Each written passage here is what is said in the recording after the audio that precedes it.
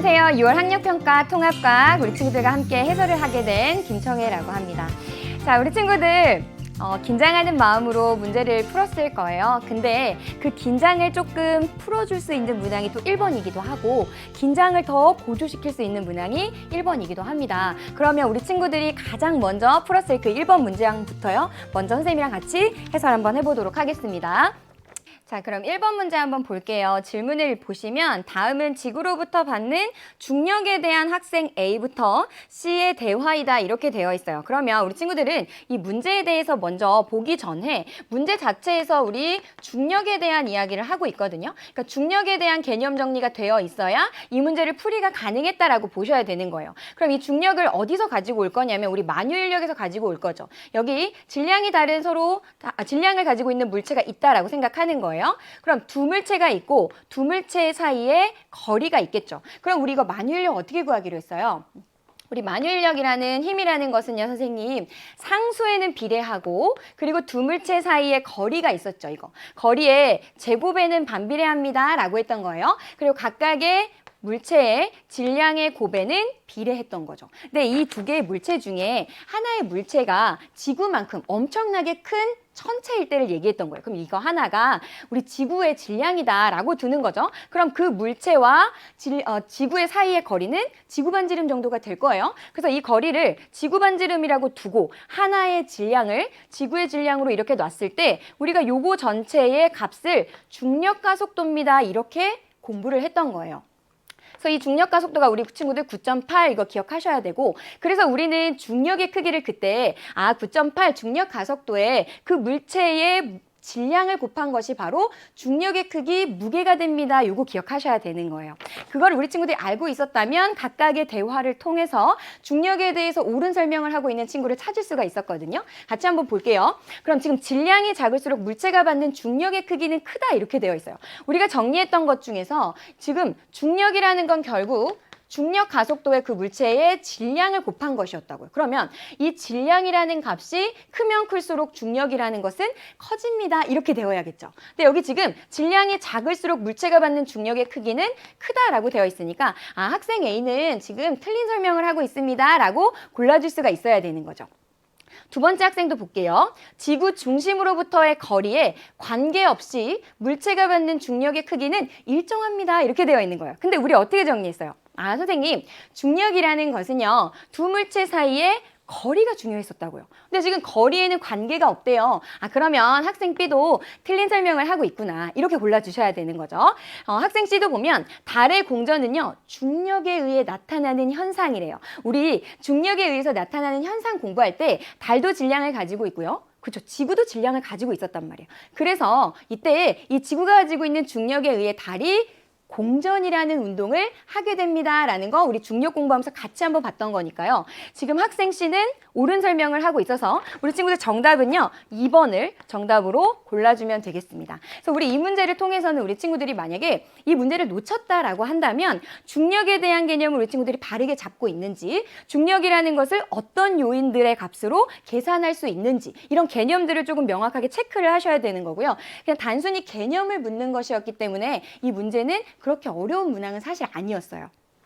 근데 이 문항이요, 6월 모의고사에서는 이렇게 중력을 단독으로 물어볼 수 있는 문항들이 좀 출제가 되지만 우리 친구들이 앞으로 이제 9월 또 11월 시험을 치르게 되잖아요. 그때는 단독으로 중력을 묻는다기보다는 운동이랑 또 같이 연결을 해서 자유낙하 운동이나 여러 가지 운동의 현상으로 물어볼 수 있기 때문에 반드시 우리 친구들이 그 운동을 이해하기 위해서는 중력이라는 것이 이러한 요인들로 인해서 결정되는구나. 중력이라는 것은 이렇게 정의할 수 있구나. 반드시 정리를 꼭 해두셔야 되는 거예요. 되셨죠? 좋아요. 그럼 우리 같이 2번 문제도 한번 보도록 할게요. 자, 이번 문제를 좀 보시면 표는 인체를 구성하는 물질 가에서 다에 대한 자료이다 이렇게 되어 있고요. 문제를 보시면 굉장히 친절하게 가에서 다가 무엇인지 알려줬어요. 그래서 밑에 보면 단백질, 탄수화물, 핵산 중에 하나다 이렇게 되어 있는 거예요. 우리 친구들은 먼저 내용을 보시고 얘네가 단백질인지 핵산인지 혹은 탄수화물인지를 먼저 찾았어야 되는 문제인 거죠. 먼저 볼게요. 가를 보면 대표적인 예로 녹말이 있습니다. 이렇게 되어 있어요. 자, 그럼 녹말이라는 건 우리 친구들이 단당류를 알 것이고 그 다음에 이당류가 있고요. 그 다음에 다당류가 있겠죠. 즉 탄수화물의 가장 간단한 형태를 우리는 단당류였던 포도당으로 우리 같이 공부를 했던 거고요. 이런 포도당들이 결합되어 있는 형태 이당류. 우리 친구들이 가장 쉽게 기억하는 것은 엿당 같은 것들이 있겠죠. 이게 이당류의 형태였고 더 많이 결합을 하고 있으면 우리는 그것을 그렇죠 다당류라고 했고 거기에서 우리가 봤던 게 녹말입니다라고 이해를 해주셔야 되는 거예요. 따라서 가에서는 지금 이거 탄수화물이에요라고 설명을 하고 있는 거죠. 두 번째. 유전 정보를 저장하고 전달한대요. 그러면 이 두 가지를 끊어서 우리 친구들이 이해할 수가 있었어야 됐어요. 유전 정보 저장하는 게 누구예요? 그죠? 그 유전 정보 저장하는 건 DNA였다고요. 근데 이 DNA가 핵 밖을 나갈 수가 없었어요. 그래서 핵 밖으로 너 이 유전 정보 리보솜에 가져다 줘. 그 전달하는 역할을 그렇죠. 그걸 RNA가 했던 거예요. 그러면 DNA와 RNA라고 되어 있으니까 저 나에는 선생님 핵산을 지금 설명하는 거네요 라고 핵산을 연결시켜 줬으면 됐다는 거죠. 자, 그럼 이번에 달을 한번 볼게요. 물질 대사를 조절하는 효소의 주성분이래요. 요거 눈여겨서 보셔야 되고 이거 앞으로도 자주 나올 거거든요. 효소의 주성분으로 근육이나 항체를 구성하는 것은 우리 친구들 단백질입니다 라고 연결을 해주시면 되겠습니다. 자, 그럼 우리가 각각을 읽으면서 탄수화물, 핵산, 단백질은 찾은 거예요. 그럼 문제는 이에 대한 설명으로 옳은 것만을 보기에서 있는 대로 고른 것은 이라고 되어 있습니다. 그럼 기억번 보기를 보시면 간은 단백질입니다 이렇게 되어 있어요. 근데 간은 지금 탄수화물이라고 우리가 찾았고 단백질은 다와 연결이 되어 있어야 되니까 기억은 일단 틀린 보기가 되겠네요. 그 다음에 우리가 나에서 핵산은 지금 DNA와 RNA가 있습니다 이렇게 정리를 했잖아요. 니은에 보시면 이 RNA는 나에 해당합니다 라고 되어 있으니까 니은이 옳은 보기로 골라주셔야 되는 거예요. 디귿도 보면 지금 다의 구성 원소에는 다는 우리가 단백질로 찾았던 거고 우리가 단백질 같은 경우에는요. 단백질을 구성하고 있는 단위체에 대해서 굉장히 꼼꼼하게 공부를 했습니다. 그렇죠? 그 단위체를 물어보고 있는 문항이거든요. 구성 원소에는 수소가 있다 이렇게 되어 있어요. 물론 우리 친구들이 단백질을 구성하는 물질 탄소, 수소, 산소, 질소 알고 있어서 바로 해결할 수도 있지만 우리 이 문항을 통해서요. 단백질을 구성하고 있는 아미노산 그 단위체에 대한 구조를 좀 같이 한번 보고 가도록 할게요. 자, 그러면 단백질을 구성하고 있는 아미노산이라는 건 그 중심에 누가 있어요? 그렇죠? 이렇게 탄소가 있어요. 그럼 탄소가 두 개의 결합을 하고 탄소가 네 개의 결합 중에 한쪽에는 그렇죠 아미노기가 결합되어 있었어요. 그래서 우리 친구도 이렇게 아미노기의 결합 기억하셔야 되고 한쪽에는 카복실기가 결합을 하고 있었죠. 이렇게 그리고 밑에는 수소가 결합하고 있고요. 이런 아미노산의 종류에 우리가 20종이 있습니다. 20개가 있습니다. 라고 얘기했는데 바로 이 위쪽에 어떠한 알킬기가 결합하느냐에 따라서 아미노산의 종류가 결정됐었다라는 거 이 문제를 통해서 같이 한번 우리 친구들 복습을 하고 가시면 좋을 것 같아요. 이 구조를 우리 친구들이 알고 있었다고 한다면 단백질이라는 거 이거 구성하는 원소에는 선생님 당연히 수소가 있습니다. 라고 찾아주실 수 있었어요. 그렇죠? 그러면 정답은요, 우리 친구들 니은과 디귿을 고른 4번을 정답으로 골라주면 되겠습니다. 그래서 이 문제에서 우리 친구들 먼저 각각 탄수화물, 핵산, 단백질을 내가 바르게 분류했는지를 점검을 해보시고 한 문제 더 챙겨간다고 한다면 단백질의 단위체가 되겠죠? 아미노산 반드시 우리 친구들 스스로 적어보셔야 돼요. 그래서 내가 적어낼 수 있는지를 점검을 하시고 다음 문항으로 넘어가시면 좋겠습니다. 되셨죠? 좋아요. 그럼 우리 3번 문항도 같이 한번 보도록 할게요. 3번은요. 가와 나에는 DNA와 RNA, 다와 나는 DNA와 RNA 모형을요. 순서 없이 나타낸 것이다. 이렇게 되어 있어요. 그리고 그림이 나와 있는데 우리 친구들이 어떤 것이 DNA고 어떤 것이 RNA냐 이걸 찾는 거는요. 그렇게 어렵지는 않았을 거예요. 왜냐하면 우리 DNA라고 한다면 그렇죠. 이중나선 구조입니다. 이거 공부했잖아요. 그러니까 지금 두 가닥으로 꼬여있는 형태가 DNA가 될 거니까 선생님 지금 가가 DNA의 모형을 이야기하는 것이고 단일 가닥 구조를 가지고 있는 거 그렇죠. 이게 바로 우리 RNA입니다. 이렇게 찾아주셨어야 되는 거예요. 여기까지 되셨죠? 자, 그럼 DNA는 여기 이중 나선 구조가 되는 거고 얘는 단일 가닥 구조가 되는 거죠. 자, 여기서 조금 다른 점도 우리 같이 한번 정리를 해보고 가도록 할게요. DNA와 RNA는요. 구성하고 있는 물질, 그렇죠. 뉴클레오타이드라는 단위체로 구성이 되어 있었어요. 이 뉴클레오타이드는 인상, 당, 염기가 1대 1대 1로 결합합니다. 이거 기억하셔야 되는데 중요했던 건 DNA와 RNA를 구성하는 당의 종류가 조금 달랐어요. 기억이 나실까요? 그러면 우리 당을 같이 한번 좀 정리해보면 당은요. DNA 같은 경우에는 그렇죠. 디옥시리보스. 이게 지금 DNA를 구성하는 당이었다라고 기억하셔야 되는 거고요. RNA 같은 경우에는 리보스가 되는 거죠. 그러면 염기의 구성도 아주 조금 좀 달랐어요. 염기도 우리 친구들 같이 한번 정리를 해보도록 할게요.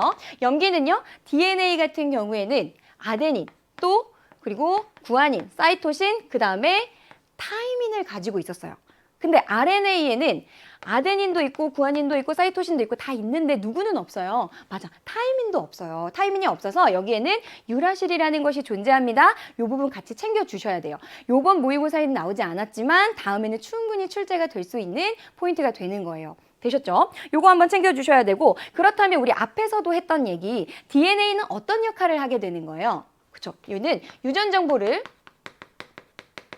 저장하는 역할을 했고 RNA는 그 유전 정보를 전달하고 혹은 단백질 합성에 관여했다라는 역할 구분도 같이 해주셔야 되는 거예요. 문제 나왔을 때 그림 위에서 여러분이 알고 있는 구조와 정보들을 정리를 하시고 그럼 우리 같이 문제 한번 보도록 할게요. 이에 대한 설명으로 옳은 것만을 보기에서 있는 대로 고른 것은 이라고 되어 있습니다. 그럼 간은요. DNA 모형이다 이렇게 되어 있는 거예요. 그럼 간은 우리가 DNA 모형으로 찾은 거니까 선생님 이거는 맞네요. 좋아요. 기억은 맞는 얘기. 나는 단일 가닥 구조입니다. 나는 지금 RNA예요. 그러니까 단일 가닥 구조 옳은 설명이 되겠네요. 그다음에 디귿에 보면 가와 나를 구성하는 단위체는 뉴클레오타이드입니다. 둘 다 구성하고 있는 것은 뉴클레오타이드. 옳은 보기가 되겠죠. 그래서 우리 친구 정답은요. 기억, 니은, 디귿을 모두 고른 5번을 정답으로 골라주면 되겠습니다. 되셨죠? 이 문제를 통해서요. 이 DNA와 RNA를 그냥 단순히 개념적으로 묻는 것은 6월에만 조금 한정되어 있는 경향이 있지만 앞으로도 우리 친구들이 계속적 생명 시스템을 공부하게 되면서 복합적으로 조금 더 다양하게 나올 수 있는 부분이거든요. 그래서 꼭 반드시 DNA와 RNA의 구조 그리고 뭔가의 차이점 이런 부분들 반드시 꼭 정리를 해두시고 생명 시스템 들어갈 때 같이 공부를 해주셔야 되는 거예요. 되셨죠? 좋아요. 그럼 4번도 같이 한번 보도록 할게요.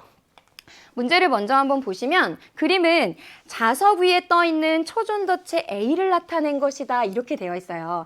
근데 아마도 선생님 생각에 많은 친구들이 그냥 그림이 나와 있고 신소재에서 계속적으로 지금 초전도체 문제가 나오고 있거든요. 그러니까 아마 우리 친구들이 어렵지 않게 지금 얘 초전도체구나 이렇게 접근을 했을 건데 사실 이 문제의 앞부분에 굉장히 중요한 힌트들이 많이 남아 있습니다. 그림은 자석 위에 이렇게 되어 있어요. 그러면 자석은 뭘 가지고 있어요? 그렇죠. 자기장 가지고 있잖아요. 얘는 지금 자기장 가지고 있구나. 이거 하나 챙겨주셨어야 돼요. 그 다음에 그 뒤에 보면 정말 중요한 힌트가 나오거든요. 떠있는 초전도체를 이렇게 말해요. 그러면 얘가 이미 지금 떠있다라고 얘기하는 거예요. 그럼 우리 친구한테 질문을 할게요. 얘는 왜 떠있는 거예요? 그럼 선생님, 얘는 이미 초전도 현상이 일어나고 있어요. 초전도 현상이 일어나고 있어요 라고 우리 친구들은 이 문제를 해석하면서 뒷부분을 읽었어야 되는 거예요. 그럼 선생님 초전도 현상이 뭔가요?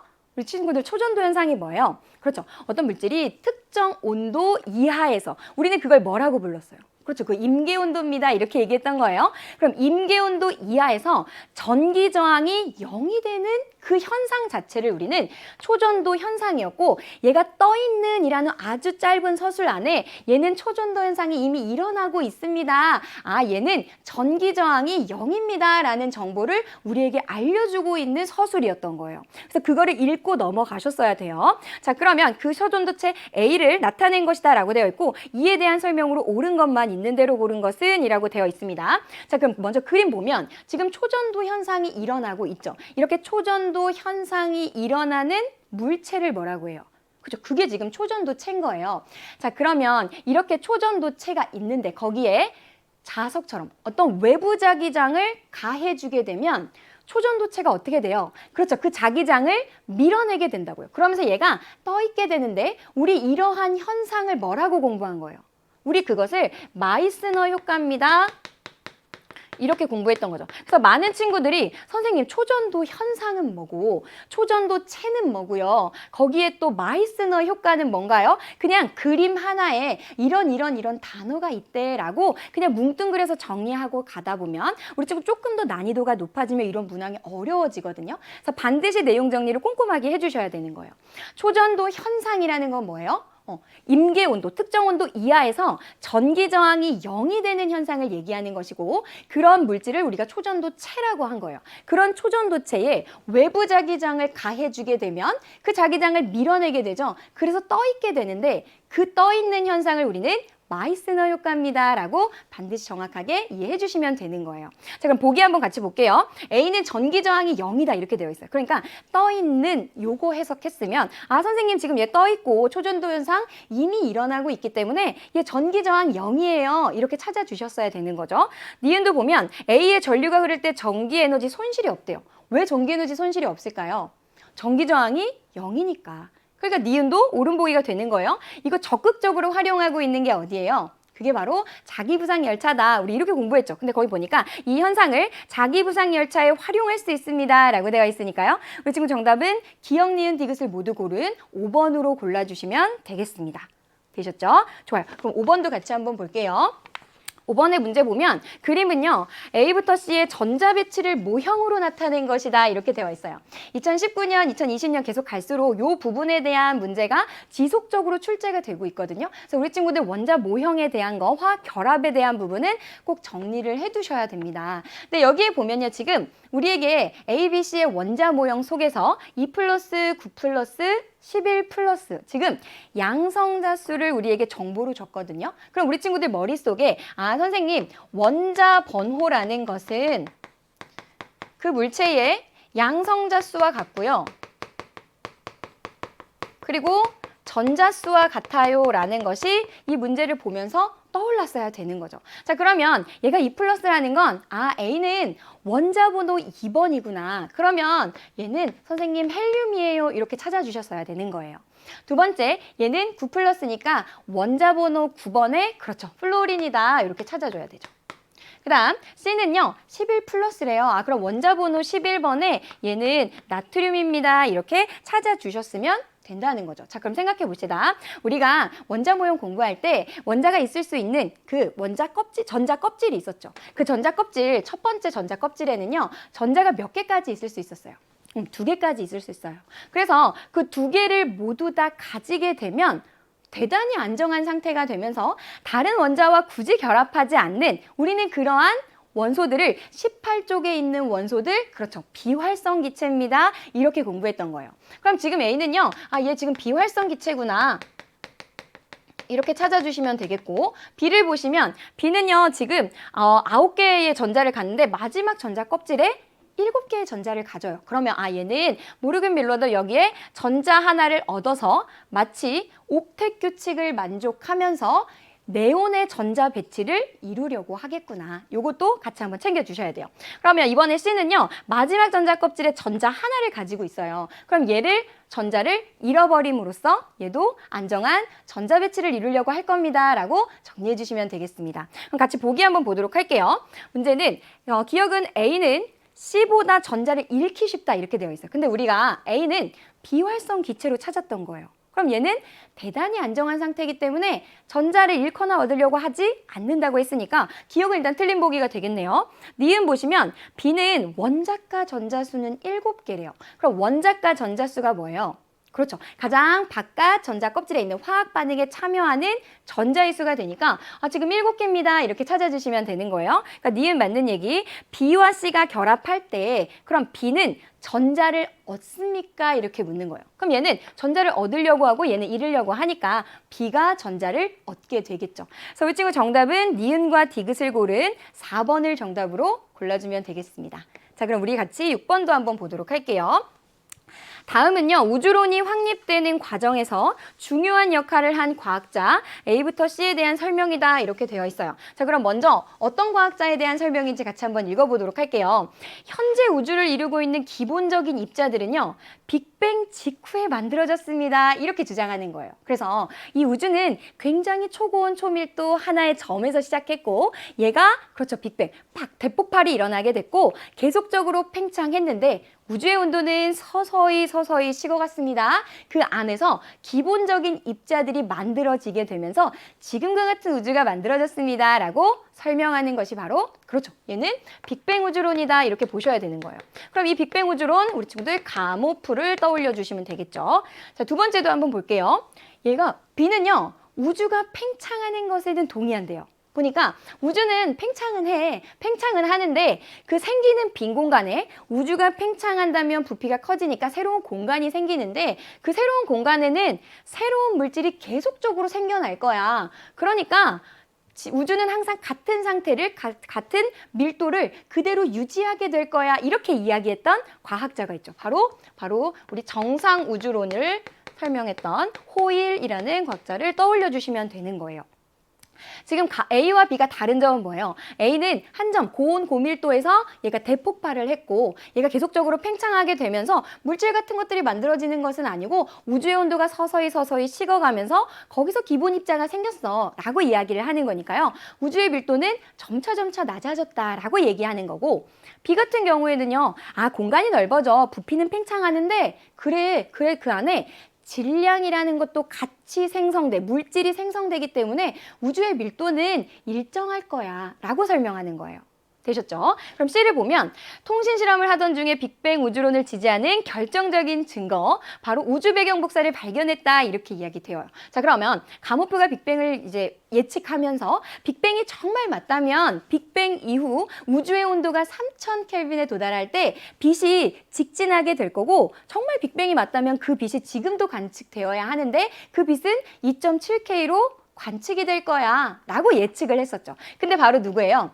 펜지어스와 윌슨이 전파와 관련된 실험을 하다가 그 관측에 성공을 합니다. 그래서 이 우주 배경 복사라는 것이 빅뱅을 지지하는 강력한 증거가 된다라는 거 꼭 챙겨주셔야 되는 거예요. 그럼 얘는 펜지어스와 윌슨을 이야기하는 거구나 라고 보시면 되겠죠. 보기 한번 같이 볼게요. A는요. 우주의 온도가 점점 낮아진다고 설명했대요. 그렇죠? 우리가 같이 정리한 내용과 일치하고 니은을 보시면 우주의 밀도가요. 점점 작아진다고 설명했대요. 얘는 부피가 커지는 것만큼 그렇죠. 물질들도 생겨나니까 밀도는 일정할 거예요. 이렇게 설명했거든요. 그러니까 니은은 틀린 보기를 골라주면 되겠습니다. C가 발견한 이 우주 배경 복사는요. 우주의 온도가 약 2.7K일 때 생성되었다. 이렇게 되어 있는데 많은 친구들이 이 디귿의 보기를 끝까지 잘 안 읽었으면 선생님 이거 맞는 거 아니에요? 이렇게 설명했을 확률이 높습니다. 그래서 우리 친구들 만약에 이거 놓쳤다면 내가 문제를 끝까지 잘 꼼꼼하게 안 읽는구나.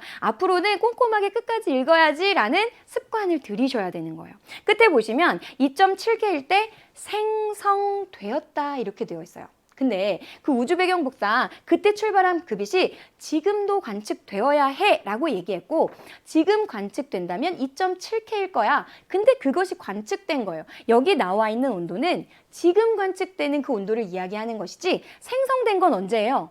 그렇죠. 우리 빅뱅 이후에 38만 년 후 우주의 온도가 3000 켈빈이 되었을 때 우리 우주 배경 복사가 생성되었습니다. 이렇게 설명해야 되니까요. 디귿이 우리 친구들 틀린 보기로 골라줬어야 되는 거예요. 그래서 정답은 우리 친구들 1번을 정답으로 골라주면 되겠습니다. 그렇죠? 그래서 디귿 보기를 우리 친구들 꼼꼼하게 다시 한번 점검을 해보셨으면 좋겠어요. 자, 그럼 그 다음 7번 문제도 같이 한번 볼게요. 자, 7번 문제는요. 그림은 가와 다이의 모형을 나타낸 것이다. 이렇게 되어 있어요. 그럼 그림을 먼저 한번 같이 분석을 해보면 가는요. 지금 수소와 산소예요. 그럼 우리 친구들 수소는 금속이에요? 비금속이에요? 그렇죠. 비금속. 산소는요? 산소도 비금속. 그러면 비금속과 비금속 사이의 결합 그렇죠. 우리 그거 공유결합입니다. 이렇게 공부했던 거예요. 그럼 선생님 얘는 공유결합 설명하는 거네요. 맞아요. 자, 그럼 나를 보시면 여기 아예 힌트를 줬어요. 얘는 나트륨 양이온 중거고 염화이온 중거예요. 그러면 금속과 비금속 사이의 결합을 얘기하는 얘는 지금 이온 결합 얘기하는 거구나. 이렇게 정리하시면 되겠죠. 그다음에 달을 보면 얘 지금 네온이거든요. 네온은 원자 번호 10번입니다. 자, 그러면 첫 번째 전자 껍질에 2개의 전자를 갖고 그 다음 전자 껍질에 8개의 전자를 갖잖아요. 그럼 얘는 대단히 안정한 전자 배치를 갖기 때문에 다른 원자와 잘 결합하지 않습니다. 비활성 기체예요. 이렇게 찾아주시면 되는 거예요. 그럼 같이 보기 한번 볼게요. 이에 대한 설명으로 우리 옳은 것만을 보기에서 있는 대로 고른 것은 이라고 되어 있습니다. 가는 공유결합 물질이다 이렇게 되어 있어요. 그러니까 가는 맞는 얘기가 되겠네요. 나의 수용액은 전기전도성이 있다 이렇게 되어 있어요. 우리 친구들 이 보기를 굉장히 잘 보셔야 되는 이유는 앞으로 우리가 9월 또 11월 우리 친구들이 치러야 하는 모의고사에서 지금은 이 보기 안에 하나의 선지로 등장을 했지만 여태까지는 그냥 한 문제로 계속적으로 우리 친구들이 이 내용을 알고 있는지 묻는 문항들이 출제가 됐었거든요.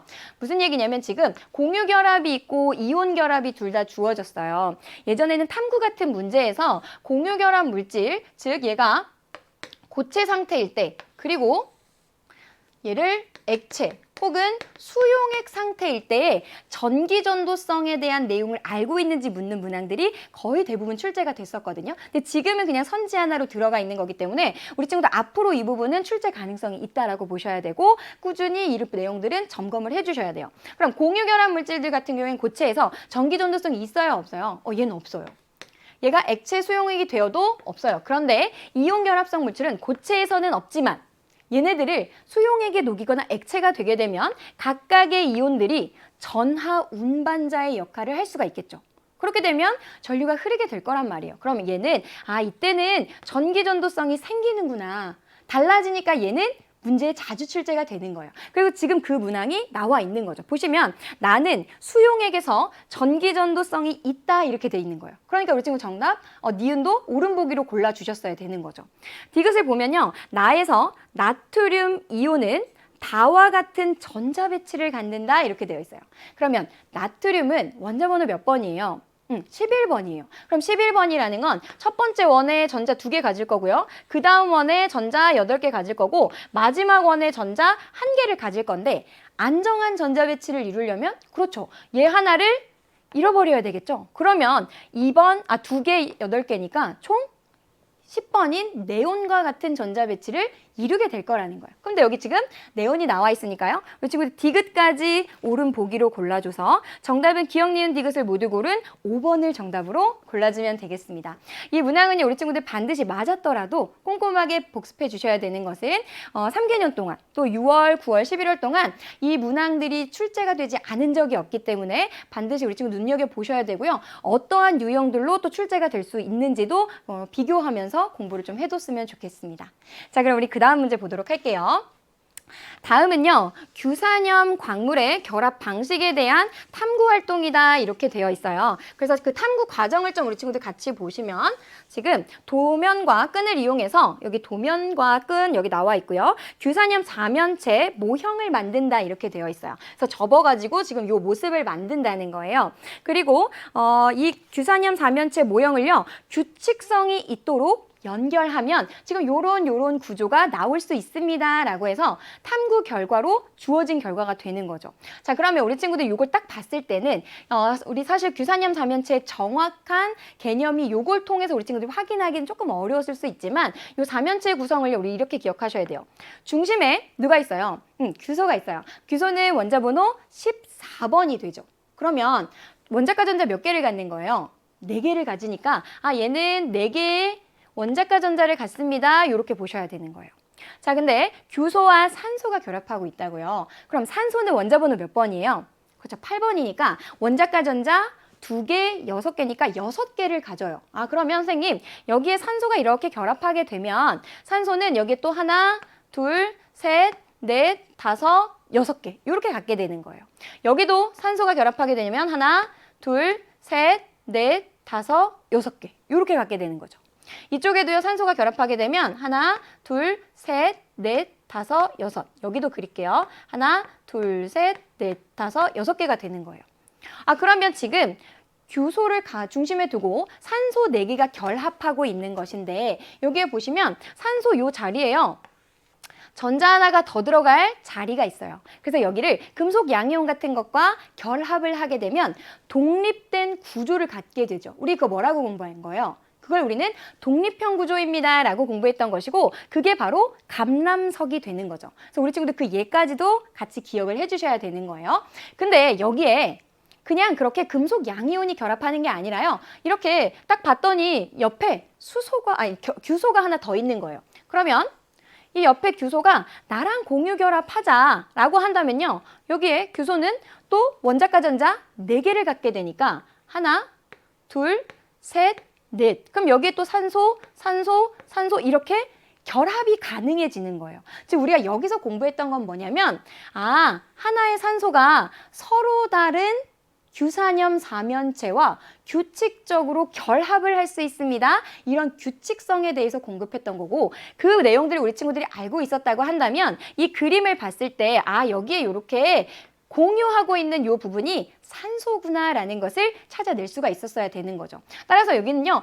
얘는 산소 2개가 서로 다른 규산염 사면체를 공유하고 있다라는 거를 여기서 찾아주셨어야 되는 거고 똑같은 걸로 조금 더 넓게 얘네들의 규칙성으로 결합한 모습을 보면 얘는 3개를 또 혹은 2개를 즉 얘는 산소 2개에서 3개를 서로 다른 규산염 사면체와 공유 결합을 하고 있는 것이다 라고 찾아주시면 되는 거예요. 그래서 이렇게 공유 결합하는 것이 바로 우리 공부했던 휘석이라는 광물이었고요. 여기는 갑섬석이 되겠죠.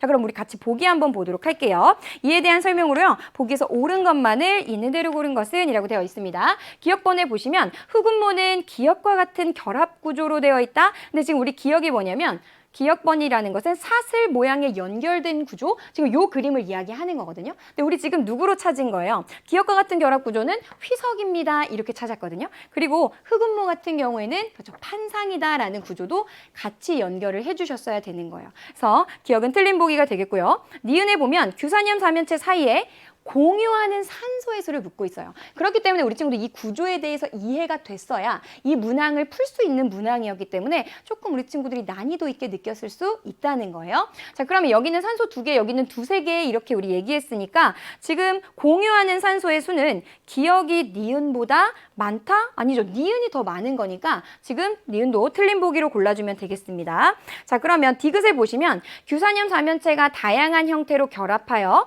규산염 광물이 만들어진다. 이 부분은요.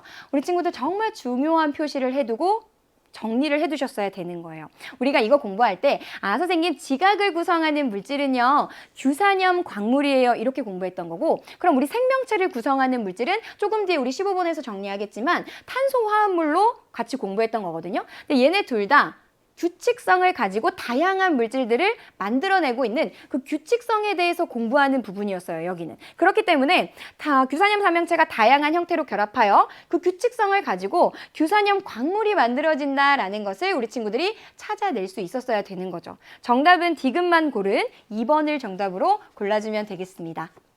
자, 그러면 우리 그 다음 9번 문제도 같이 한번 보도록 할게요. 다음은요. 학생 A가 알칼리 금속을 석유에 넣어서 보관해야 하는 이유를 알아보기 위해서요. 수행한 탐구 결과를 나타낸 것이다. 이렇게 되어 있어요. 그러면 알칼리 금속이래요. 우리 친구들 머릿속에 어떤 금속이 떠올랐어야 될까요? 그렇죠. 리튬이라든지 나트륨이라든지 칼륨이 떠올랐으면 되는 거예요. 자, 그럼 어떤 과정인지 어떤 것들을 또 확인하기 위한 건지 가설을 먼저 보면 기역은요. 물과 산소와 반응하기 쉬울 것이다. 이렇게 되어 있어요. 그러면 이 기역에 지금 이 문항에서 보시면 알칼리 금속을 석유에 넣어서 보관해야 되는데 그 이유가 아마도 그 알칼리 금속은 물이랑도 반응을 잘하고 산소랑도 반응을 잘 하니까 그대로 잘 보존하려면 석유에 넣어야 한다라는 것을 실험으로 확인하려고 하는구나 라는 것을 읽으면서 우리 친구들 조금 이해를 했어야 돼요. 자, 그러면 과정을 천천히 한번 보도록 할게요. 그래서 여기 보면 물기 없는 이렇게 되어 있거든요. 지금 물과 산소에 대한 영향을 보고 싶으니까 물기가 없다라고 하면 여기에서는 산소에 대한 영향을 보려고 하는구나. 요거 체크해 주셔야 되죠. 그럼 얘는 산소가 결국 이 알칼리 금속에 대해서 어떤 영향이 있는지를 보는 거예요. 그럼 유리판 위에 기역을 올려놓고 알칼리 금속이 되겠죠. 올려놓고 칼로 자른 후 이 부분을 하나 체크하고 갈게요. 이 실험도 우리 친구들 모의고사에 자주 등장을 하는데 여기 칼로 자른대요. 근데 우리 친구들 금속하면 뭐가 떠올라요? 철 같은 거 떠오르잖아요. 그 철을 칼로 자른다 이렇게 생각해 보는 거예요. 뭔가 상상이 안 되잖아요. 근데 지금 얘는 알칼리 금속인데 칼로 자른대요. 이걸 통해서 알칼리 금속이라는 건 대단히 무른 금속입니다 라는 거 하나 챙겨주고 가시면 되겠죠. 그 다음에 단면을 관찰할 거래요. 그 다음에 비커에 이번에는 물을 넣을 거래. 그러면 물의 관계를 좀 살펴보려고 하는구나. 물을 3분의 1 정도 넣고 쌀알 크기의 이 부분도 좀 체크할까요? 쌀알 크기에 왜 이렇게 작은 양을 쓸까요?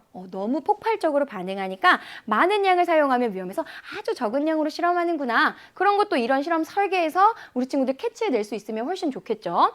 쌀알 크기에 이 알칼리 금속 조각을 넣은 후에 물과 반응하는 모습을 관찰합니다. 이렇게 되어 있어요. 그럼 결과 볼게요.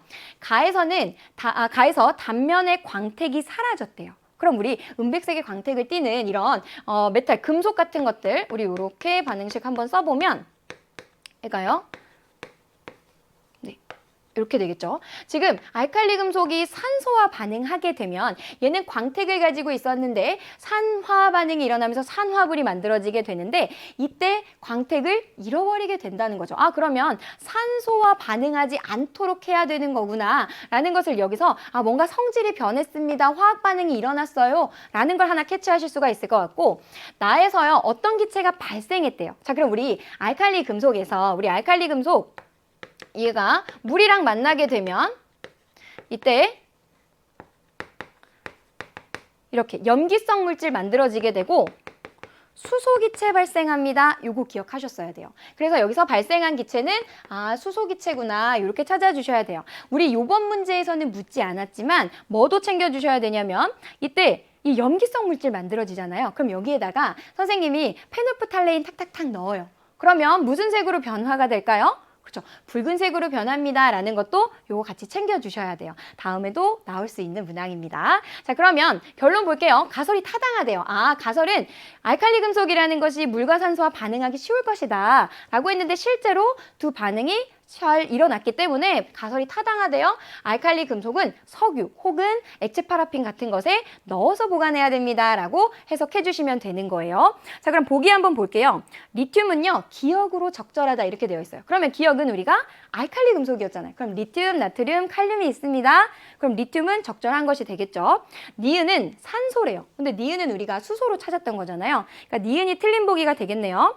석유는 알칼리 금속이 물과 산소와 접촉하는 것을 막아줄 수 있기 때문에 석유 안에 넣어서 보관하는 겁니다 라고 결론을 내주시면 되는 거겠죠. 그래서 디귿까지 옳은 보기가 돼서요. 정답은 기역과 디귿을 고른 3번을 정답으로 골라주시면 되겠습니다. 자, 이 문항은요 우리 친구들 알칼리 금속의 성질이라든지 이런 거는 탐구로 자주 출제가 됐던 문항이거든요. 그래서 혹시 이 문항에서 우리 친구들 조금 실수가 있었거나 내용 정리가 되어 있지 않은 부분이 있다면 실험 꼼꼼하게 이런 과정들은 왜 일어나고 각각의 과정에서 우리가 확인할 수 있는 것들, 또 눈으로 보이는 현상들이 있어요. 붉게 보인다든지 혹은 얘를 칼로 잘랐다는 것이 무른 금속을 나타낼 수 있다든지 이런 부분들 같이 챙겨서 정리를 해주시면 되겠습니다. 되셨죠? 좋아요. 그럼 우리 그 다음 10번 문제도 같이 한번 볼게요. 그림 가와 나는요 원자가 생성되기 전후에 우주의 일부를 나타낸 것이래요. 그리고 지금 두 개의 그림이 나와 있는데요. 옆에 보시면 여기 양성자, 중성자 이렇게 돼 있어요. 그리고 얘는 전자고 얘는 빛입니다 이렇게 돼 있는 거예요. 우리 친구들 뭘 봤어야 되냐면 양성자, 중성자가 결합되어 있는 원자핵이 만들어진 거를 먼저 캐치를 하셨어야 되는 거고, 지금 이렇게 빛이라고 되어 있는 것이 빛이 전자와 부딪혀요. 그래서 이 빛이 이동한 평균 거리가 대단히 짧게 나타나고 있는 이 부분을 캐치를 하셨어야 되는 거죠. 가는 전자가 아직 원자핵에 붙들리기 전이어서 빛이 직진할 수 없었던 시기를 이야기하는 거구나. 이걸 캐치하셨으면요. 원자가 생성되기 전이다라고 골라주셔야 되는 거예요. 자, 그럼 나를 보시면 이번에는 이렇게 원자핵 아까 본 거 그대로 있고 거기에 전자들이요. 이렇게 이제 붙들려서 원자를 생성한 것을 보셔야 되는 거죠. 자, 그럼 얘는 원자가 생성된 후를 이야기하는 거예요. 드디어 원자가 생성되었습니다. 그때가 언제예요? 빅뱅 이후 38만 년 이후부터예요. 우주의 온도가 3000 켈빈으로 낮아졌을 땐 거죠. 이때 전자, 이 천방지축처럼 돌아다니던 전자가요, 드디어 원자에게 딱 붙들리게 돼요. 그럼 이제 드디어 빛이 어떻게 돼요? 직진할 수가 있게 된 거죠. 그럼 우리 앞에 문제에서도 정리했던 이때 출발했던 이 빛이 뭐가 되는 거예요? 그게 바로 우주 배경 복사가 되는 것이고, 가모프가 예측했고 펜지어스와 윌슨이 관측하는 데 성공함으로써 아, 빅뱅 너 정말 맞구나 라는 것을 확인해 주셔야 된다는 거죠. 자, 그러면 우리 이 문제에 대한 보기 한번 보도록 할게요. 이에 대한 설명으로 우리 옳은 것만을 보기에서 있는 대로 고르래요. 우주의 온도는요, 가일 때가 나일 때보다 높다 이렇게 되어 있어요. 그러면 얘는 원자가 생기기 전이고 얘는 원자가 생긴 후니까 온도는 당연히 가가 더 높을 겁니다. 이렇게 찾아주셔야 되는 거고, 니은을 보면 나 초기에 우주로 퍼져나간 빛, 이게 뭐예요? 이게 바로 우주 배경 복사가 되는 거죠. 우주 배경 복사는요, 현재 우주 배경 복사로 관측된다? 맞는 얘기네요. 니은. 그 다음에 디귿 보면 우주에 존재하는 수소 원자핵과 헬륨 원자핵의 질량비가 일정하게 고정되는 시기는, 요거 우리 친구들 조금 어려웠을 수 있어요. 우리가 빅뱅 우주론 이야기할 때 이 빅뱅을 지지하는 강력한 증거 2가지에 대해서 공부했어요. 그 하나가 바로 지금 우리가 계속 얘기하고 있는 우주 배경 복사였고, 하나는 수소 원자핵과 헬륨 원자핵의 질량비가 3대 1이 될 것이라 예측했고, 그것이 맞는 것이 확인되면서 아, 너 정말 맞구나, 빅뱅 너가 맞구나 라는 것을 우리가 같이 공부했던 거예요. 그럼 그때 바로 지금 여기 원자핵이 만들어지는 그때 바로 3대 1이라는 질량비가 결정이 되었습니다. 이렇게 이해하셔야 되는데, 지금은요, 나 이후래요. 나는 원자가 만들어진 후가 되니까 정답은 우리 친구들 기억과 니은을 고른 3번호를 정답으로 골라주시면 되겠습니다. 그래서 그림 먼저 보시고 각각의 시기를 예측하는 문제들이 종종 출제가 되니까요. 아, 얘가 원자가 만들어지기 전, 우리는 그때를 불투명한 우주입니다. 이렇게 이야기를 하죠. 그러면 원자가 만들어지고 나서는 이제 빛이 직진할 수 있게 되었기 때문에 그때를 우리는 투명한 우주입니다. 특별히 이때 우주 배경 복사 같이 정리를 꼭 해주셔야 되는 거예요. 되셨죠? 좋아요. 자, 그럼 우리 그 다음 11번 문제도 같이 한번 살펴보도록 할게요. 다음은요, 충격량에 대한 탐구 활동이다 이렇게 되어 있어요. 그래서 우리 친구들이요, 이 문제를 처음에 읽을 때 충격량이라는 단어가 나왔기 때문에 먼저 간단하게 충격량이라는 것은 어떤 물체에 그죠, 힘이 작용하고 그 힘을 받은 시간, 그 시간의 곱으로 그 물체의 충격량이라는 것이 결정됩니다 라는 거 먼저 우리 친구들 개념 정도는 알고 있어야 이 내용들에, 이 탐구 활동에 넣어서 각각을 무슨 내용을 확인하는지를 연결할 수가 있었거든요. 한번 볼게요. 그림 1은요, 여기 있죠. 같은 빨대, 1과 같이 빨대, 여기 A가 있어요. A의 끝부분에 여기에 구슬을 지금 딱 넣고요. 수평으로 강하게 불 때, 약하게 불 때 이렇게 되어 있어요. 자, 여기 빨대가 있고 구슬을 넣어놨어요. 그럼 강하게 분다는 건 무슨 뜻이고 약하게 분다는 건 무슨 뜻이에요? 이 물체에, 그렇죠, 이 물체에 힘을 크게 줄 거냐, 힘을 작게 줄 거냐, 이거 얘기하는 거예요. 근데 뭘 관찰할 거냐면 그때 구슬이 날아가는 거리를 측정할 거래요. 멈춰있던 이 구슬이 움직이게 된대요. 운동량의 변화량이 생기겠네요. 운동량의 변화량이라는 게 곧 뭐예요? 그 물체의 충격량이 되는 거잖아요. 그러면 힘의 크기를 다르게 하면서 결국 충격량의 크기를 측정하겠다는 거구나 라고 이 친구들은 이해를 하셨어야 되는 거예요. 자, 그럼 밑에 탐구 결과 보면 가에서 빨대를 당연히 강하게 불 때 그 힘이 클 때 구슬이 당연히 더 멀리 날아가겠죠. 당연히 충격량이 더 큽니다 라는 단순한 문항이었던 거예요. 자, 그럼 나도 한번 볼게요. 그림 2와 같이 A에 구슬을요, 입과 가까운 부분에 넣고 수평으로 불 때 구슬이 날아가는 거리를 측정을 할 거래요. 근데 얘만 보면 안 되고 달을 같이 비교해서 보셨어야 되거든요. A의 길이를요, 이번에 반으로 자를 거래요. 자, 그럼 보세요. 선생님 여기다 빨대를 이렇게 한번 그려볼게요. 요런 빨대가 있고요. 한 빨대는 요만큼이 있는 거예요. 근데 구슬은 여기에 있고요. 얘네 둘을 뭐라고 되어 있냐면 같은 세기로 수평으로 불 거래요. 그러면 얘 지금 작용하는 힘의 크기는 똑같다는 거예요. 그러면 뭐가 달라요? 똑같은 힘을 받는데 얘는 그 힘을 받는 시간이 이만큼 되는 거고요. 밑에는 그 힘을 받는 시간이 그거보다 짧은 거예요. 그럼 그때 구슬이 날아가는 거리를 측정을 했더니요, 나에서가 다에서보다 구슬이 더 멀리 날아갔습니다. 이렇게 얘기하는 거죠. 아, 그러면 선생님, 지금 시간이요, t, 시간 나와 시간 다를 비교했을 때 나가 시간이 더 큰데 그거 시간이 크니까 이 물체가 받는 충격량도 커졌대요 라는 걸 얘기하는 거죠. 아, 그러면 역시 충격량이라는 건 힘이 클 때, 그리고 그 힘을 받는, 그 힘이 작용하는 시간이 길게 작용할 때 충격량은 크기가 크게 됩니다 라고 이해해 주시면 되는 거예요. 그럼 같이 보기 한번 보도록 할게요. 이에 대한 설명으로 옳은 것만을 보기에서 있는 대로 고른 것은 이라고 되어 있습니다. 그러면 가에서 구슬이 받은 충격량의 크기는요, 강하게 불 때가 약하게 불 때보다 크다 이렇게 돼 있어요. 당연히 여기 나와 있는 거랑 똑같은 거예요. 그럼 기억은 당연히 강하게 불 때가 크니까 맞는 얘기로 골라주시면 되겠고, 나와 다를 통해서 구슬이 힘을 받는 시간에 따른 충격량의 크기를 비교할 수 있대요. 그래서 우리가 실제로 지금 비교해서 나일 때 충격량이 더 큽니다. 이거 찾은 거잖아요. 그러니까 니은도 맞는 얘기. 그럼 구슬이 받은 충격량의 크기는 나에서가 다에서보다 크게 되겠죠. 그러니까 우리 친구들 정답은 기억, 니은, 디귿을 모두 고른 5번으로 골라주시면 되겠고요. 실상 이 문제는요, 그렇게 어려운 문제가 아니었어요. 정말 개념을 묻는 문제였는데 우리 친구들이 이제 이런 문항에 조금 익숙해져야 되는 건, 우리가 저학년일 때 또 중학교에 있을 때에는 그냥 단순히 이 내용을 알고 있는지 단답형으로 물어보는 문제였다면, 이걸요, 이렇게 그 긴 글을 우리 친구들이 이제 읽어가면서 문해력을 키워서 읽어가면서 각각이 어떤 요인에 대한 어떤 결과를 서술하고 있는지를 찾아서 그걸 또 대입해서 보기에서 찾아냈어야 되는 문제거든요. 그래서 이제 이런 유형의 문제들을 우리 친구들이 조금 익숙하게 봐야 한다라고 이해해 주시면 되겠습니다. 되셨죠? 좋아요. 그럼 12번 문제도 같이 한번 보도록 할게요. 12번 문제는요, 정말 중요한 문제고요.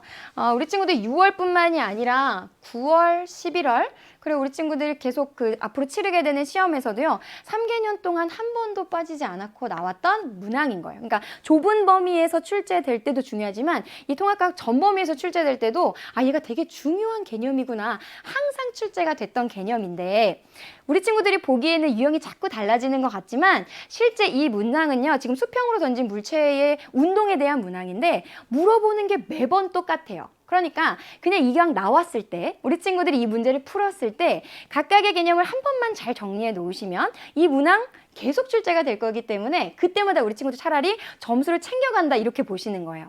자, 어떤 개념인지 볼게요. 그림과 같은 높이에서요, 수평 방향으로 던진 물체의 A와 B의 위치를요, 일정한 시간 간격으로 나타낸 거래요. 그러니까 얘가 움직이는 건 지금 예를 들어 뭐 1초다 이렇게 하면 1초 뒤에 여기, 2초 뒤에 여기, 3초 뒤에 여기. 이해되셨죠? 자, 그럼 일단 수평 방향으로 던진 물체예요. 그러니까 얘와 얘는 지금 물체 자체의 운동의 방향이 어때요? 운동 방향이 계속 변해요. 근데 이 운동을 우리가 어떻게 분석을 해볼 거냐면 수평 방향으로 하나를 분석할 거고요. 그 다음에 연직 방향으로 하나를 분석할 건데 여기에 굉장히 중요한 단서가 하나 나와요. 문제 그 끝에 보시면 문제를 좀 마저 읽어볼게요. 시작점에서 수평면에 도달할 때까지 A와 B의 운동에 대한 설명으로 옳은 것만을 보기 위해서 있는 대로 고르시오 이렇게 되어 있거든요. 과학에서 정말 중요한 힌트는요, 괄호 열고 단 이렇게 나와요. 꼭 읽어주셔야 되는 거고, 단 물체의 크기와 공기 저항은 무시한다 이렇게 되어 있는 거예요. 좋아요. 자, 그럼 봅시다. 이 물체가요, 운동을 시작할 때를 떠올리시면 안 되는 거예요. 선생님이 이 공을 가만히 들고 있다가 당연히 이 공을 던질 때는 힘이 들어가죠. 지금 그걸 얘기하는 것이 아니라 수평으로 던진 물체의 운동은요, 운동을 시작한 후를 분석을 하는 거예요. 자, 선생님 손에 공이 있다가 이 공이 선생님 손을 떠난 거예요. 그럼 그 이후의 운동을 분석을 하는 건데, 선생님 손에 있던 공이 선생님 손을 떠났어요. 그 이후에 이 공에 어떠한 힘이 수평 방향으로 작용할까요? 선생님 손에 있다가 공을 던졌어요. 연직 방향 말고 수평 방향을 보는 거예요. 그럼 수평 방향으로는 선생님 힘이 작용하지 않죠. 작용하는 힘이 없잖아요. 그럼 우리 힘이라는 걸 어떻게 정의한 거예요? 선생님 어떤 물체가 모양이 달라질 수 있어요. 혹은 그 물체의 운동 상태 달라질 수 있어요. 이렇게 변화하게 하는 원인이 힘이었단 말이에요. 근데 지금 수평 방향으로는요, 힘이 작용하지 않는데요. 그 말을 다시 얘기하면, 그럼 이 물체는요, 선생님, 이 물체의 방향, 이 물체의 빠르기, 바로 속력이 되겠죠. 얘는 변하지 않아야 된다는 얘기예요. 이해되셨어요? 운동하지 않는다는 게 아니에요. 이 물체는요, 운동할 거예요. 근데 힘이 작용하지 않았기 때문에 그 운동에 변화가 없을 거라는 거예요. 그러면 방향이 안 변할 거니까 얘가 운동하던 그 방향 그대로 가는 거죠. 얘는 직선 운동을 하게 될 거예요.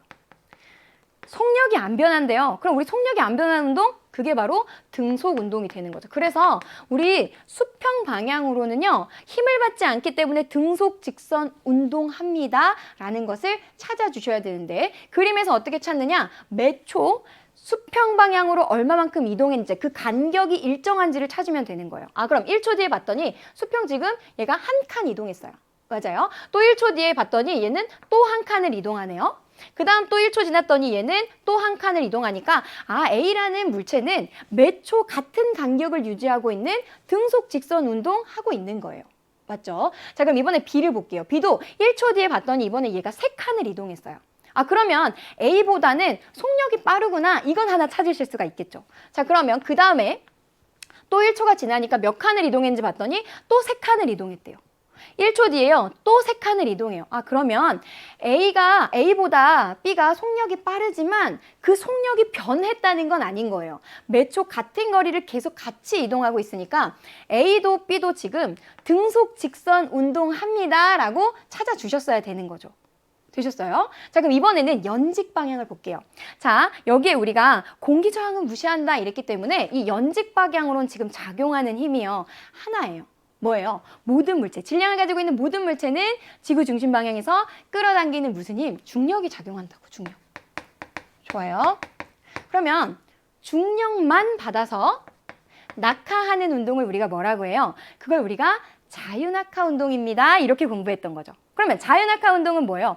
매 초 9.8m/s씩 물체의 속력이 증가하는 운동이었던 거예요. 근데 우리 자유낙하 운동할 때 이 물체 질량이 조그맣다면 살살살살 잡아당기고 질량이 엄청 크다면 왕창 크게 잡아당겨서 결국 이 물체의 속력은 같게 나타납니다. 그래서 물체의 질량이랑은 상관없고요. 얘는 어떤 물체든지 중력 가속도 9.8m/s씩 같게 나타나요. 따라서 지면에 항상 동시에 도달할 겁니다. 이걸 정리했던 거예요. 그럼 선생님, 얘가 수평 방향으로는 항상 등속 직선 운동을 하는 것이고 연직 방향으로는 그죠, 등가속도 운동, 바로 자유낙하 운동할 겁니다 라고 정리해 주셔야 되는 거예요. 그럼 보기 볼게요. 자, A와 B에 작용하는 힘의 방향 서로 같다? 어때요? 지금 작용하는 힘이 중력밖에 없어요. 그러니까 당연히 같다 이렇게 보셔야 되는 거죠. 그 다음에 수평 방향의 속력은 지금 누가 더 크다 그랬어요? B가 더 큽니다. 우리 이거 찾았잖아요. 그러니까 니은은 틀린 보기가 되겠네요. 연직 방향의 가속도, 중력 가속도 지금 A와 B에서 같습니다 라고 정리했으니까요. D도 틀린 보기가 돼서 정답은 우리 친구들 1번 기억만 골라주시면 되겠습니다. 이 문항은요, 다른 유형으로 나타나는 것 같지만 결국 수평 방향에서 등속 직선 운동인 것을 알고 있는지, 그리고 연직 방향에서 자유낙하 운동이기 때문에 지면에 동시에 도달하는 것에 대해서 알고 있는지 묻는 문항이 지속적으로 출제가 되고 있어요. 반드시 우리 친구들 정리해 주셔야 되고요. 잘 정리만 해두면 매번 우리 친구들에게 오히려 점수를 줄 수 있는 문항이다 라고 이해하시면 되겠습니다. 되셨죠? 좋아요. 그 다음 문제도 볼게요. 그림은요, 산소와 암모니아 분자를 화학 모형으로 나타낸 것이다 이렇게 되어 있습니다. 그리고 보시면 지금 산소가 나와 있고요, 암모니아 이렇게 모형으로 나와 있어요. 먼저 여기 산소라고 되어 있는 것을 우리 친구들이 그림을 통해서 최대한 유추할 수 있는 정보를 찾아보면 산소는요, 지금 전자 껍질 몇 개를 가지고 있어요? 2개를 가지고 있잖아요. 그러니까 산소는 이주기 원소구나, 요거는 찾으실 수가 있는 거예요. 그 다음에 우리 원자가 전자를 알면 얘가 몇 쪽 원소인지 찾을 수 있잖아요. 그럼 하나, 둘, 셋, 넷, 다섯, 6개니까 얘는 16쪽 원소가 되는구나. 요거는 그림에서 우리 친구들 충분히 찾아올 수 있는 정보입니다. 그러면 여기 질소도 한번 찾아볼게요. 여기 질소를 보시면 질소 요 중심에 있는 거겠죠. 얘 전자 껍질 지금 2개를 가지고 있으니까 얘도 선생님 질소는요, 이주기 원소예요. 그럼 우리 몇 쪽 원소인지도 찾아볼게요. 여기 하나, 둘, 셋, 넷, 다섯. 얘는 지금 수소로부터 온 공유된 전자이니까. 그럼 얘는 5개를 가지니까 15족 원소입니다 라고 찾아주시면 되겠습니다. 같이 보기 한번 볼게요. 이에 대한 설명으로요, 옳은 것만을 보기에서 있는 대로 고른 것은 이렇게 되어 있습니다. 그러면 지금 암모니아 NH3는요, 이온 결합 물질이네요. 그럼 지금 여기 수소랑 뭐 하고 있는 거예요? 전자쌍 공유하고 있는 거예요. 아, 그럼 얘는 공유결합 물질입니다. 이렇게 찾아야 되니까 기억이 일단 틀린 보기가 되겠네요. 질소와 산소는 같은 주기의 원소이에요. 그러면 우리 찾았잖아요. 산소는 2주기, 그리고 질소도 2주기 원소입니다. 아, 같은 주기의 원소네요. 공유하는 전자쌍 수는요. 지금 암모니아 몇 쌍인지 이건 세주시면 되는 거예요. 하나, 둘, 세 개가 되는 거죠. 아, 그럼 얘는 세 개고 여기에는요. 공유 전자쌍 두 쌍이에요. 그러니까 지금 세 개가 두 개보다 적다라고 하면 안 되겠죠? 그러니까 디귿이 틀린 보기가 돼서 니은만 고른 정답 2번으로 골라주시면 되겠습니다. 그래서 이 문제를 통해서 우리 친구들 그림에서 최대한 정보를 뽑아내시고 각각의 선지에 넣으셔서 옳은 정답만 찾아주면 되는 문제였어요. 되셨죠? 좋아요. 14번 문제도 같이 한번 볼게요. 그림은요. 단백질을 구성하는 단위체. 우리가 앞에서 아미노산도 같이 한번 그려봤었거든요. 그 문항을 우리 친구들 기억하고 있으면 조금 더 쉽게 풀 수 있는 문항이네요. 단백질을 구성하는 단위체 A와 B 사이에 결합을 모식적으로 나타낸 것이래요. 그리고 그림이 나와 있는데 그림 먼저 한번 해석을 해볼게요. 그럼 단백질을 구성하고 있는 가장 작은 단위체가 뭐예요? 그죠? 그거 지금 아미노산이잖아요. 그럼 얘가 지금 결국 아미노산입니다. 이렇게 해석을 해주셨어야 되는 거고 아미노산 우리 어떻게 생겼어요? 탄소가 중심에 있고 한쪽에는요. 아미노기 결합, 한쪽에는요. 카복실기 이렇게 결합. 그리고 수소, 알킬기 이렇게 결합하고 있는 거죠. 되셨어요? 근데 여기 또 하나의 아미노산이 결합합니다. 이렇게 돼 있으니까 하나를 선생님 더 그려보도록 할게요. 여기 이렇게 그린 다음에 이쪽을 이렇게 H 이렇게 한번 그려볼게요. 자, 그럼 우리 이거 결합할 때 어떤 이야기 했어요? 하나의 아미노산에 카복실기에 있는 누가? 요 OH가 그리고 다른 아미노산에 있는 아미노기에 있는 이 수소가 두 개가 반응해서 무엇이 되고 수소가 두 개고 산소가 하나래요. 아, 그럼 얘는 선생님 물이 형성돼요. 맞나요? 그럼 요 부분이 서로 결합한다 그랬어요. 그래서 다시 한번 선생님 그 부분만 그려보면 이렇게 되는 거 맞아요? 그럼 요 결합이 우리 이름이 뭐였던 거예요? 이게 바로 펩타이드 결합입니다 라고 이해를 해주셔야 되는 거죠. 따라서 여기 가결합은요. 바로 펩타이드 결합입니다 라고 정리해 주시면 되겠습니다. 같이 그럼 보기 한번 보도록 할게요. A와 B는요. 포도당이다 이렇게 되어 있어요. 우리 지금 아미노산이라고 찾은 거니까 기억 틀린 보기. 기억은 탄소와 산소로 구성된다. 근데 기억에 지금 뭐냐면 기억은 물이잖아요. 우리 이거 물 찾은 거. 물은 수소와 산소로 구성되어 있습니다 라고 봐야 되니까 니은도 틀린 보기가 되겠네요. 단은 우리가 지금 펩타이드 결합입니다 라고 찾았는데 펩타이드 결합이에요 라고 되어 있으니까요. 정답은 디귿만 고른 2번을 정답으로 골라주시면 되겠습니다. 그래서 우리 친구들 이 문제 같은 경우에는 정말 단순히 펩타이드만을 묻는 우리 친구들이 앞에서 조금 긴 호흡으로 가던 문제와는 조금 다른 문제였기 때문에 우리 친구들이 중간고사나 이런 문제들 좀 충실하게 준비를 했다면 무리 없이 해결할 수 있는 문항이 아니었을까라고 생각이 들어요. 네, 그럼 그 다음 15번 문제도 같이 한번 보도록 할게요. 그림 가와 다는요. 서로 다른 탄소 골격의 형태를 나타낸 것이래요. 그럼 우리가 이 탄소 골격 형태를 굉장히 다양하게 할 수 있는데 그 방법의 세 가지를 같이 공부를 했거든요. 어떤 것들이 있었어요? 우리 친구 첫 번째는 그렇죠. 길이의 다양성이 있었어요. 길이. 아, 그래서 탄소라는 것이요. 이렇게 하나로만 존재할 수도 있고 또 그 옆에 계속적으로 결합하면서 길이가 굉장히 다양해질 수 있습니다. 라는 이야기를 하나 있었고요. 두 번째는 구조가 다양해질 수 있다 그랬어요. 그래서 이렇게 위에서 보여준 것처럼 계속 사슬 형태로 옆으로 이어갈 수도 있고 여기에 이렇게 위로 결합이 또 형성될 수도 있다 그랬어요. 우리는 이것을 가지구조다 이렇게 이야기했던 거죠. 또 하나는 우리 친구도 혹시 기억나요? 하나가 지금 그림에 나와 있는 거예요.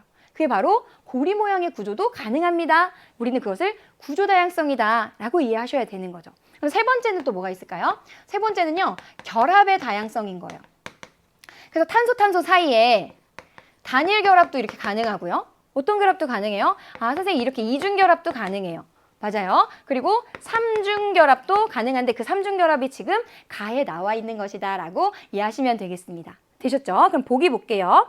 가는 삼중결합이 존재한대요. 그럼 지금 그림에서 바로 우리 친구들 여기 삼중결합 찾아주시면 되겠죠? 만든 얘기, 나는 고리 모양이다. 근데 우리 친구 딱 눈에 봐도 다가 지금 고리 모양이잖아요. 그러니까 니은은 틀린 보기가 되겠네요. 탄소 한 개와 결합하는 최대 원자수. 이게 조금 우리 친구 당황스러울 수 있지만 그림에서 그냥 찾아주면 됐었던 문제거든요. 한번 볼게요. 예를 들어 아무 탄소나 잡으시면 돼요. 아무 탄소나 잡고 얘와 결합하고 있는 원자의 수를 최대한 세라는 거예요. 그럼 여기 원자 올 거고 여기 원자 올 거고 여기 원자 올 거고 여기 원자 올 거니까 나는 4개인 거예요.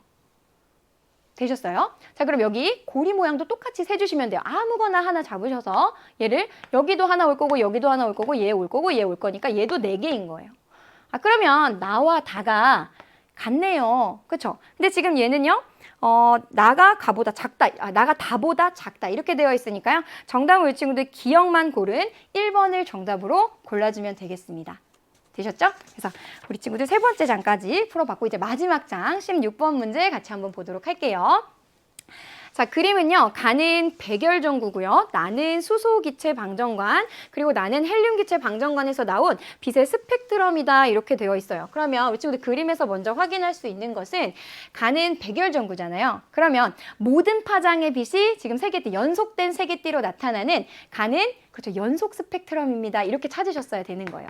그 다음에 이 문제에서요. 아예 나 같은 경우에는 얘는 수소다 이렇게 줬고 얘는 헬륨이에요 이렇게 줬던 거예요. 그럼 우리 친구들이 눈으로 먼저 확인했어야 되는 건 얘네 원소의 종류가 다르니까 이때 나타나는 선의 위치와 개수가 다르구나. 그래서 우리 이거 공부할 때 무슨 얘기했냐면 이런 스펙트럼은요 원소의 지문 같아요. 그래서 우리 이 스펙트럼 보면 여기에 어떤 원소 있구나 우리한테 알려주는 정보가 됩니다. 이 이야기를 했단 말이에요. 자, 그럼 우리 친구들 그 정도 내용만 있더라도 충분히 해결할 수 있는 문제였거든요. 같이 볼게요. 가는 지금 흡수 스펙트럼이다 이렇게 돼 있어요. 근데 가는 우리 연속 스펙트럼으로 찾은 거니까 기억은 지금 틀린 보기가 되겠죠. 나와 다는 스펙트럼에 나타나는 선의 위치가 다르대요. 근데 다를 수밖에 없죠. 왜요? 나는 지금 수소고 다는 헬륨이에요. 그러면 지금 원소의 종류가 다르니까 당연히 나타나는 스펙트럼의 선의 위치가 다른 거예요. 그럼 니은 맞는 얘기. 선 스펙트럼을 통해 원소의 종류를 확인할 수 있습니다. 그래서 우리가 원소의 지문 같아요 라고 얘기했던 거죠. 그럼 정답은 우리 친구들 니은과 디귿을 고른 4번을 정답으로 골라주시면 되겠습니다. 되셨죠? 그 다음 문제도 같이 한번 보도록 할게요. 그림은요. 중심부의 핵융합 반응이 끝난 두 별, 가와 나의 내부 구조를 나타낸 것이다 이렇게 되어 있어요. 이 문항은요. 이 별의 진화를 다루는 부분인데 어떻게 무거운 원소가 생성되었습니까? 빅뱅 이후에 수소와 헬륨이 나타난 것까지는 알겠는데 그거보다 무거운 원소들이 우리 주변에 너무나 많거든요. 도대체 그 원소는 어디서 나타났어요? 라는 질문으로 시작해서 같이 공부했던 내용이고 우리 친구들이 앞으로 또 풀게 될 9월, 11월에도 당연히 출제가 될 가능성이 매우 높은 개념입니다. 꼭 꼼꼼하게 보셔야 되는데 이때 이 별의 진화를 우리가 기준을 가지고 2개로 좀 구분을 했었어요. 기준이 뭐예요? 그렇죠. 질량이에요, 질량. 그래서 우리가 태양 정도의 질량을 갖는 별이랑 태양보다 질량이 10배나 많아요. 그 별의 진화 과정이 달랐었다고요.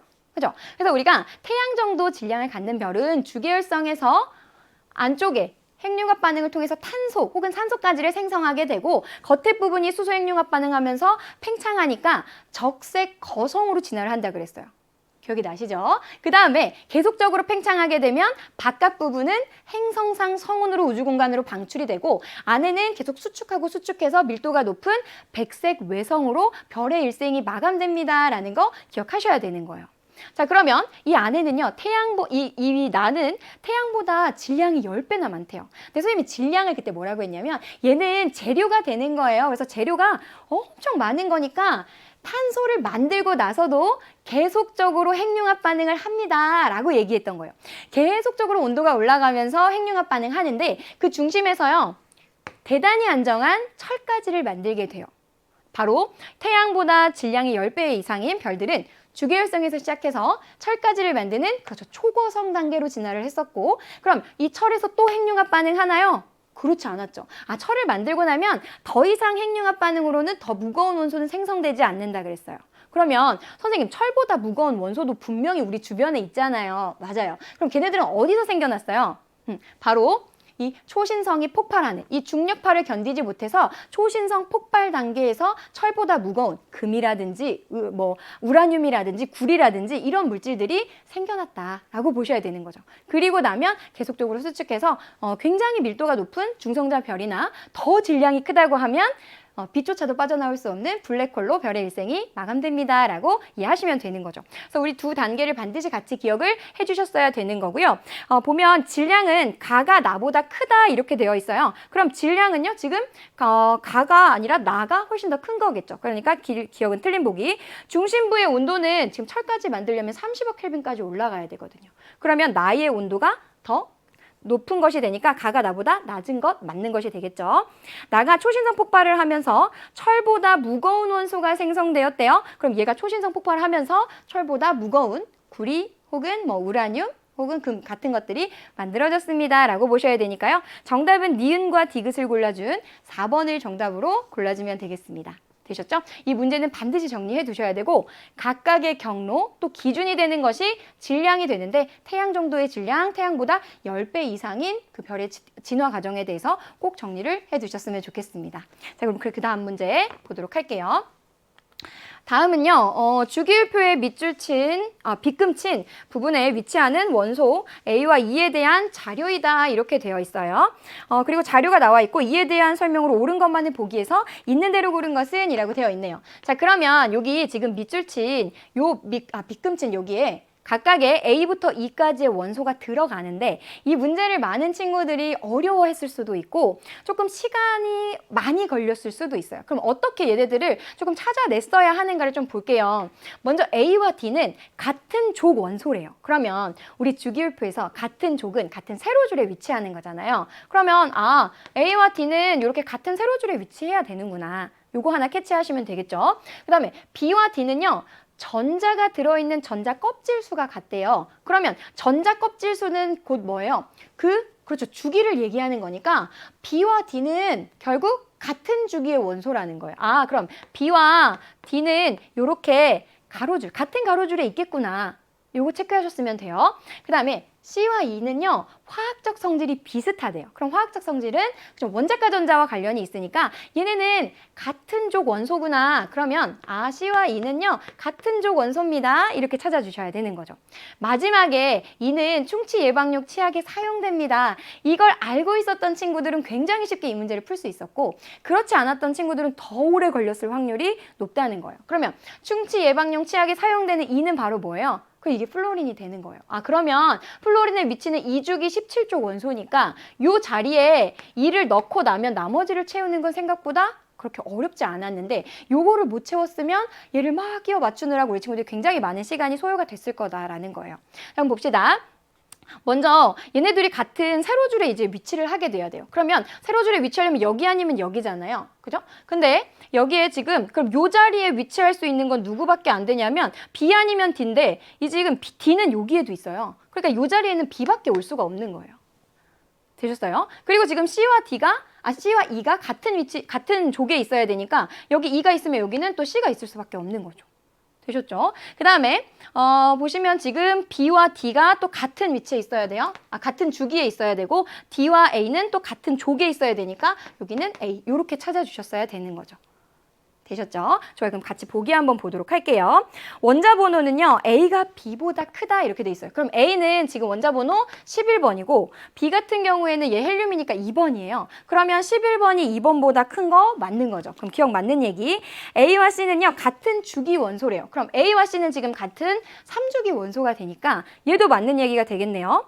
원자과 전자수는 D가 D가 2보다 크다. 근데 D는 지금 원자과 전자수가 1이고 얘는 원자과 전자수가 7이니까 2가 더 크다라고 돼야 돼서 디귿이 틀린 보기가 되겠네요. 그럼 우리 친구 정답은 기억과 니은을 고른 3번을 정답으로 골라주면 되겠습니다. 그래서 이 문제가 조금 우리 친구들이 느끼기에는 체감상 어려울 수 있었지만 정작 그 보기를 해결하는 것이 어려웠던 건 아니고 요 안에 원소들을 조금 맞추는 것이 다소 시간이 조금 걸릴 수 있었거든요. 그런 연습들을 또 한번 해보시면 더 좋을 것 같아요. 되셨죠? 좋아요. 그럼 우리 19번 문제 같이 한번 보도록 할게요. 다음은 태양계와 지구가 형성되는 과정의 일부를 나타낸 것이래요. 그리고 지금 가나다 글이 한번 나와 있는데요. 같이 한번 볼게요. 태양계의 성운 형성을 보면 우리 은하의 나선팔에 위치한 거대한 성운에서 가스와 먼지가 모여서 태양계의 성운이 형성되었고 그 태양계의 성운에서 그 태양계를 이루는 천체가 한 번에 형성되었습니다. 우리 이거 성운설로 공부했던 거예요. 그럼 여기에 이 성운에는 우주에 퍼져 있는 대부분의 수소와 헬륨이 구성하고 있었겠죠. 되셨죠? 그 다음에 날을 보면 원시행성계 형성에서 미행성체가 충돌을 했대요. 그리고 결합해서 원시 지구와 같은 원시 행성들이 형성이 됐대요. 근데 이때 우리 무슨 얘기했냐면 우리 친구들 행성을요 지구형 행성으로 나눌 수가 있고요. 그리고 또 행성을 목성형 행성으로 나눌 수 있습니다. 요 얘기했었어요. 근데 지구형 행성이요 목성형 행성보다 다소 느리게 성장을 했었죠.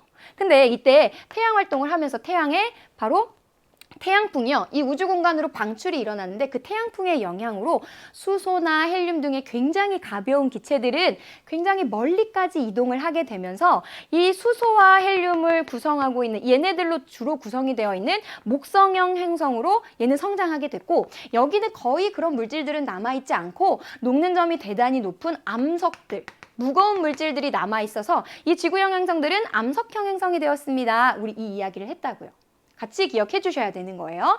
자, 그럼 다도 볼게요. 원시지구에 진화해서 미행성체의 충돌, 이 충돌열 때문에 지구의 온도가 상승해서 마그마 바다를 형성을 했었죠.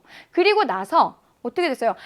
밀도가 굉장히 컸던 철이나 니켈 같은 것은 아래로 가라앉아서 결국 핵을 형성하게 됐고 규소나 산소 같은 것들은 밀도가 작아서 떠올라가지고 멘틀을 형성을 하게 됐단 말이에요. 그죠? 그래서 우리가 그 다음에 마그마 바다 다음에 멘틀과 핵의 분리가 일어납니다. 이 이야기 했던 거예요. 그리고 나면 원시 지각을 형성하고 원시 바다가 생성되는데 아마도 최초의 생명체는 원시 바다에서 생성됐을 거다라고 이해를 해주시면 되겠습니다. 자, 그럼 요 내용까지만 정리하고 우리 같이 보기 한번 보도록 할게요. 이에 대한 설명으로 옳은 것만을 보기에서 있는 대로 고른 것은 이라고 되어 있습니다. 가의 태양계 성운은요 주로 수소와 헬륨으로 구성되어 있대요. 우리가 수소와 헬륨으로 구성되어 있습니다. 앞에서 같이 정리했던 거고요. 나에서 원시 행성계는요. 수소와 헬륨이 고르게 분포되어 있대요. 근데 우리 아까 무슨 얘기했어요? 태양풍의 영향으로 가벼운 기체들이 멀리 이동하게 되면서 결국 지구형 행성들은 암석들로 주로 이루어지게 됐습니다. 라는 이야기를 했거든요. 지금 그렇게 되면 고르게 분포되어 있다라고 보기는 어렵겠죠. 그러니까 니은이 지금 틀린 보기가 되는 거예요. 다에 보면 규소와 산소 등 가벼운 물질은 떠올라서 멘틀을 구성하게 됐고 지금 철이나 니켈 같은 것들은 아래로 가라앉아서 핵을 구성하게 되는데 멘틀과 그리고 더 쉽게 되면 지각을 형성하게 됩니다. 라고 되어 있으니까 우리 친구들은 정답은 기역과 디귿을 골라서 정답 3번으로 골라주면 되겠습니다. 되셨죠? 그래서 각각의 부분에서 우리 친구도 혹시 놓쳤던 거, 특별히 요 나의 부분에서 요 개념들을 놓쳤을 수 있거든요. 우리 친구들 아직은 괜찮잖아요. 그래서 지금 꼭 요 내용 내가 까먹지 않도록 정리를 해주시면 되겠습니다. 자, 그러면 마지막 우리 친구들이 가장 어렵게 접근했을 것 같은 20번 문제 같이 한번 풀어보도록 할게요. 자, 그림 가는요. 수평한 얼음판에서 질량 60kg인 선수 A와 질량 40kg인 선수 B가요. 6m/s, 2m/s의 속력으로 운동하는 모습을 나타낸 거다라고 되어 있어요. 그리고 여기 나는요. B의 속력을 시간에 따라 나타낸 것인데 요걸 보셔야 돼요. 2초 후에는 A가 B를 밀었다 이렇게 되어 있어요. 자, 그러니까 A가 B를 밀게 되면 A의 운동 상태도 B의 운동 상태도 달라질 거다라고 예상을 하셔야 되고 특별히 A가 B를 우리 친구들 밀었어요. 이걸 만약에 작용이다라고 한다면 작용에 대한 반작용도 있겠죠. 그렇죠? 그러면 B가 A를 미는 거예요. 근데 우리 작용, 반작용은 어떻게 하기로 했어요?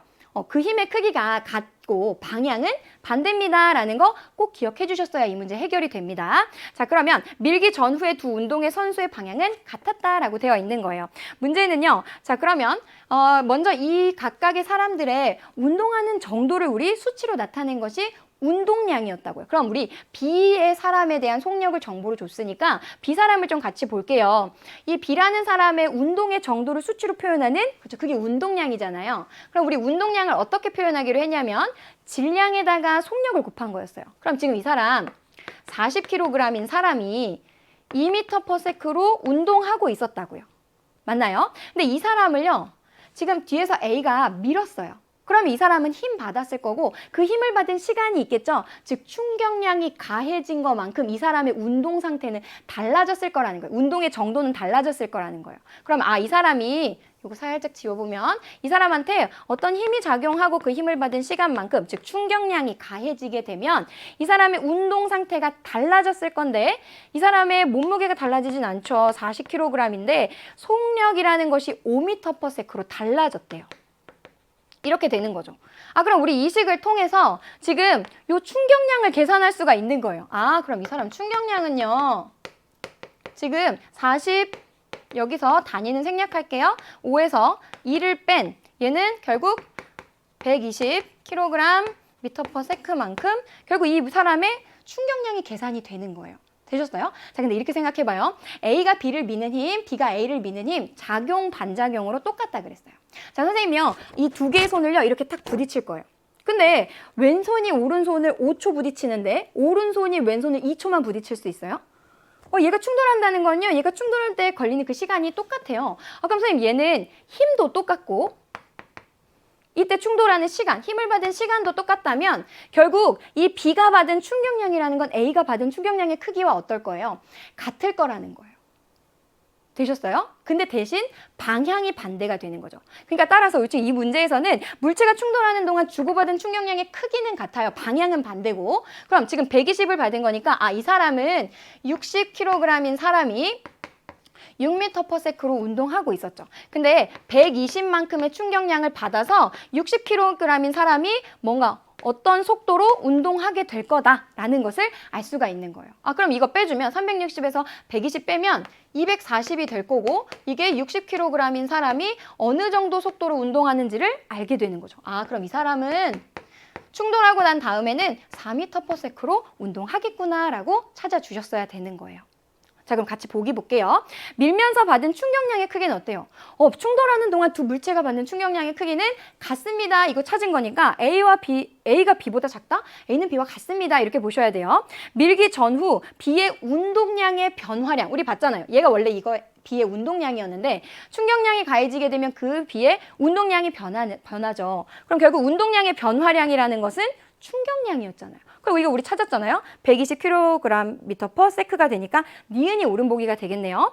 밀고 난 후에 우리 A의 속력 찾았죠? 4m/s입니다. 라고 되어 있는데 여기 3이라고 되어 있으니까요. 정답은 우리 친구들 니은만 골라준 2번을 정답으로 골라주면 되겠습니다. 자, 이렇게 하면 우리 친구들이 가장 어렵게 느꼈을 아마 시간도 조금 부족했을 거예요. 그래서 아마 시간이 조금 얼마 남지 않았는데 20번에 이 어려운 문항들이 좀 남아 있어서 우리 친구들이 당황했을 수 있는데 우리 친구들 요 시험들은요. 우리 친구들 어떤 뭐 기록이 남거나 이런 건 아니잖아요. 그러니까 우리 친구들 너무 마음 쓰지 마시고 지금이라도 내가 이 문제 잘 정리해서 다음에는 꼭 실수하지 말아야겠다. 이런 마음으로 문항 하나하나 그냥 답을 구하기 위한 정보가 아니라 우리 지금 꼼꼼하게 풀이해 가면서 부족한 내용 복습을 꼼꼼하게 해줬으면 좋겠습니다. 우리 친구들 너무너무 수고 많았고요. 다음에는 더 좋은 결과 있기를 선생님 꼭 기대하고 또 기다리고 있겠습니다. 우리 친구 너무너무 수고 많았습니다.